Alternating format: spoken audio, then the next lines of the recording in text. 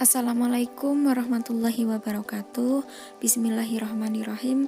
Kita akan belajar mengenai salah satu penyakit sosial, yaitu perjudian.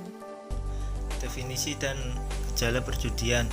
Dr. Kartini Kartono dalam bukunya Patologi Sosial menyatakan bahwa permainan judi ini harus diartikan dengan arti yang luas, juga termasuk segala pertaruhan tentang kalah menangnya suatu pacuan kuda atau lain-lain pertandingan, atau segala pertaruhan dalam perlombaan itu, misalnya totalisator dan lain sebagainya.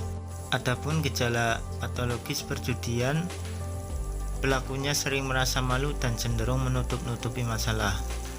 American Psychiatric Association mendefinisikan perjudian memiliki 5 atau lebih dari gejala. Di antaranya yaitu melakukan kejahatan untuk mendapatkan uang untuk berjudi kembali. 2. Perasaan gelisah atau kesal ketika mencoba untuk mengurangi atau berhenti berjudi, dan judi untuk mengembalikan kerugian sebelumnya. Nah, itu bukan menguntungkan ya, yang ada merugikan diri sendiri. Selanjutnya mengenai perjudian di Indonesia. Perjudian adalah suatu aktivitas yang sangat dicekal di Indonesia. Bermain judi menjadi hal yang dilarang oleh pemerintah Indonesia karena hal ini sangat merugikan masyarakat serta melanggar perintah agama. Indonesia salah satu negara yang masyarakatnya mayoritas muslim, dan perjudian juga menjadi hal yang dilarang selain pemakaian narkoba. Namun dalam perjalanannya, judi sempat menjadi suatu hal yang legal di Indonesia pada beberapa waktu di era Orde Lama sampai Orde Baru, hingga sampai akhirnya menjadi suatu yang ilegal untuk dilakukan berdasarkan Undang-Undang Nomor 7 Tahun 1974 tentang penertiban perjudian. Perjudian bisa dilihat dari beberapa kacamata. Pertama, dalam pandangan hukum negara. KUHP pasal 303 ayat 3 mengungkapkan bahwa setiap permainan yang didasarkan pada pengharapan untuk menang pada umumnya bergantung pada untung-untung saja, dan juga dalam pengharapan jika semakin sering seseorang bermain dan juga seseorang itu semakin pintar, maka harapannya akan semakin besar. Kemudian pada pasal 1 Undang-Undang Nomor 7 Tahun 1974 menyatakan bahwa semua tindak pidana perjudian adalah kejahatan.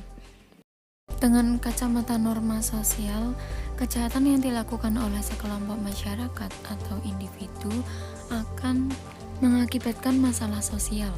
Kejadian tersebut terjadi karena adanya interaksi sosial antar individu dengan kelompok, dan antar kelompok.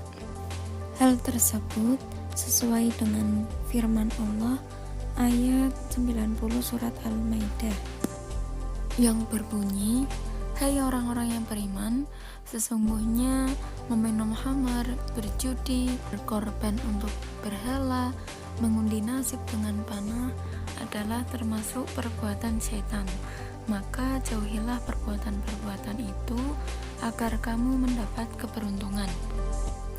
Dalam psikologi sendiri, seorang peneliti dari Kyoto University, yaitu Hidehiko Takahashi, menyatakan bahwa kecanduan judi adalah bentuk gangguan jiwa yang membuat seseorang gemar mengambil keputusan beresiko tinggi, meskipun hasilnya merugikan diri sendiri. Hal ini ia buktikan melalui penelitian dengan magnetic resonance imaging pada otak pejudi. Lanjut mengenai ekses perjudian. Pada awalnya macam-macam permainan itu sifatnya rekreatif, belaka, dan sebagai penyalur dari ketegangan akibat kerja berat sehari-hari.